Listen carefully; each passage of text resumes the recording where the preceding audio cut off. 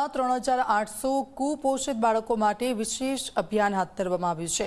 3800 બાળકોને સુપોષિત બનાવવાની ઝુંબેશનો પ્રારંભ થયો છે। દર અઠવાડિયે કુપોષિત બાળકોને પોષણ કીટ અપાશે। બાળકોના સ્વાસ્થ્યનું સતત મોનિટરિંગ કરાશે। સગર્ભા અને ધાત્રી માતાઓને પણ પોષણ કીટ અપાશે। કેન્દ્રીય મંત્રી CR પાટીલના હસ્તે આ અભિયાનનો પ્રારંભ થયો છે।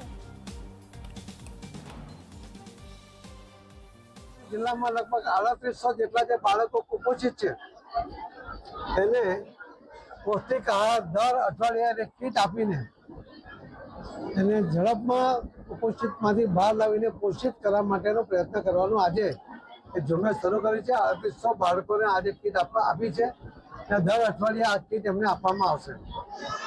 આપણે જે સગર્ભા બહેનો છે, જે વીક છે શારીરિક રીતે, ઓછી ઉંમરમાં લગ્ન થવાને કારણે કોઈનો શારીરિક વિકાસ નહીં થયો હોય તેવા ટાઈમે ગર્ભવતી થઈ જાય તો એના કારણે બહેન પણ વીક હોય અને એનો બાળક પણ કુપોષિત આવે।